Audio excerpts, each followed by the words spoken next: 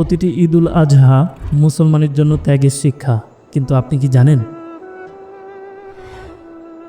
এই পবিত্র দিনে কিছু বিভ্রান্তিকারী গোষ্ঠী মুসলমানদের সরল বিশ্বাসকে ব্যবহার করে তাদের ভ্রান্ত আকীদা ছড়িয়ে দেয়। হ্যাঁ, কথিত কাদিয়ানি গোষ্ঠী, যারা নিজেদের মুসলিম দাবি করে অথচ ইমানের মূল আকীদা খতমে নবুয়ত অস্বীকার করে। আর এই মাংসের বিনিময়ে কি নেয়? একটুখানি আস্থা, একটু একটু করে ইমান। তারা কুরবানির দিনকে ব্যবহার করে ইমান হরণের ষড়যন্ত্র করে।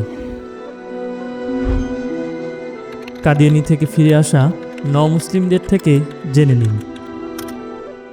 আমার নাম মোহাম্মদ পিয়াস আহমেদ। আমি আগে কাদিয়ানি ছিলাম।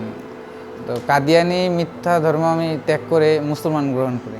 কাদিয়ানিরা কুরবানিতে যখন গরু জব করতো, তো দেখা যাচ্ছে তাদের কাদিয়ানি আরও ফ্যামিলি যারা আছে, যারা কুরবানি দেয়নি, তাদেরকে মানুষ প্রতি একটা ফ্যামিলিতে যদি 5 জন হয়, জন প্রতি একজন করে, একজনকেই 1 কেজি করে মাংস দেওয়া হতো। 6 জন মানুষ 5 কেজি মাংস দিয়ে দিল। এছাড়াও তার পাশে মুসলমান ভাইয়েরা, তাদেরকেও আবার মাংস দেওয়া হতো, দেয়।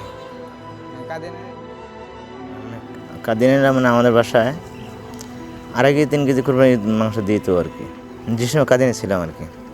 এখন তো মুসলিম হয়েছে, এখন কেন দিবি? এখন তো 50 কেজি দেওয়া নেবো না। কাদিয়ানিরা এরা লোভ দেখায়, আমাকে কত লোভ দেখাইছে। গেলে কয় মজিবর ভাই বসেন, এই চা এনে দাও, হেটা দাও, হোটা দাও।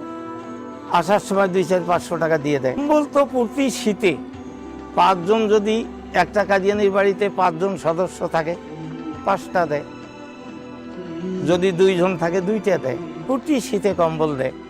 এমন লোভ দেয়, জামাই আদর, জামাই ঈদে সেমাই চিনি কিনার যে যেরকম সংখ্যার লোক, 2 জন থাকলে 500, 5-10 জন থাকলে 1000-1200, এরকম করে ঈদে দিতাম।